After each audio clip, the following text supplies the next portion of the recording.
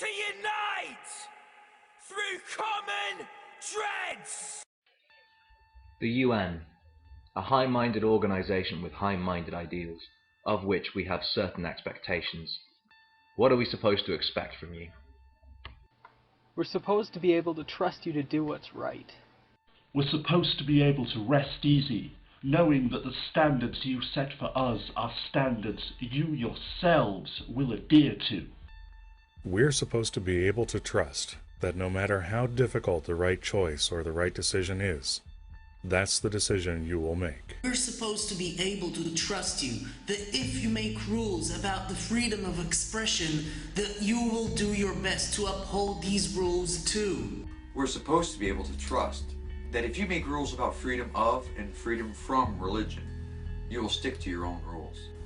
We're supposed to be able to trust that if you make rules about human rights, you will do your best to enforce those rules. Unfortunately, this is not always possible for you, the UN. The latest Third Committee General Assembly vote was an excellent example of this. To those of you who don't know, this vote removed very specific language in a resolution condemning unjustified killings that protected LGBT people. This does not mean the UN supports the killing of LGBT people, of course.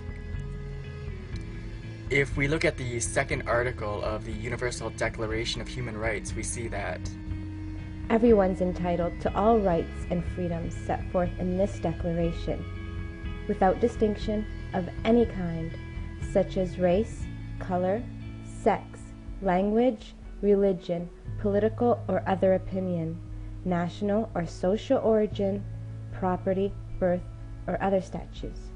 Furthermore, no distinction shall be made on the basis of the political, jurisdictional, or international status of the country or territory to which a person belongs, whether it be independent, trust, non-self-governing, or under any other limitation of sovereignty. So this vote is not a turning over of the high-minded ideals the UN based itself on, but it is symptomatic of a very worrying problem. That there are nations in the 21st century that still believe that it's okay to persecute, and in some cases put to death, people based on their sexual preferences, that it's okay to persecute LGBT people. And that these nations sit as members of the UN General Assembly should be a cause of concern for all of us. It has been argued the amendment is nothing more than a change in language, a splitting of hairs, an issue of semantics. If this is the case, if it is such a moot point, then we must ask ourselves why the African group and the members of the Organization of Islamic Conference push so hard for an amendment of the language if it does not matter. We believe that the omission of sexual orientation coming after its original inclusion is a clear indication of where certain countries stand on this issue, and that the approval by committee vote of what is in effect a watered-down resolution sends out the wrong message to the world. We are all more than aware of the past failings of the UN. Our protector failed us several times. Failed us in Rwanda in 1994.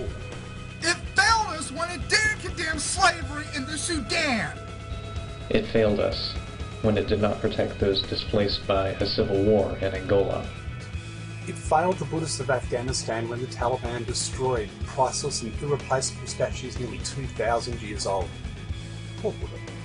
It failed us every time someone was killed for being gay, lesbian, bisexual, or transgender, which is a discrimination of a person and a denial of a person their body autonomy. So those are the problems. What are our solutions? Abolition of the UN is not an option. Imperfect as it is, it has done good in this world, and it has at times held itself up to its own high standard. When a system is broken, we should try to fix it first. The UN as it stands is imperfect. There are ways to try and fix this.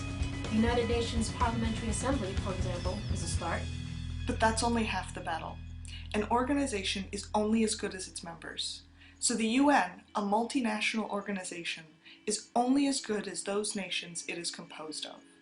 We need to change the hearts and minds on the ground. It's not enough for us to just cry foul or a vote that discriminates against gay, lesbian, bisexual, or transvestite people, though it certainly helps. It needs to be explained in no uncertain terms why discrimination of those who are GLBT simply because they are GLBT is wrong. There are those on the ground who are fighting this cause tirelessly, like Amnesty International. We should not forget these people. We do not pretend to have all the answers. We do not pretend to have even asked all of the right questions. But we on YouTube can do a few things. Only a few, maybe, but they're no less important for only being a few. We can point you in the right directions. And we can ask you to register your vocal objections to any and all discriminations of GLBT people simply on the grounds that they are GLBT. If we unite, we can do so much more collectively, and we've united to deliver a message to any nation that believes that in this day and age, persecution of GLBT people is okay.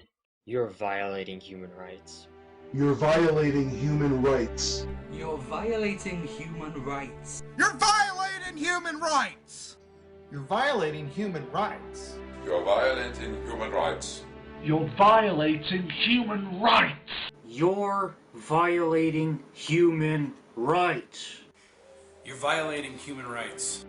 You are violating human rights. You are violating human rights. You are violating human rights. You are violating our human rights.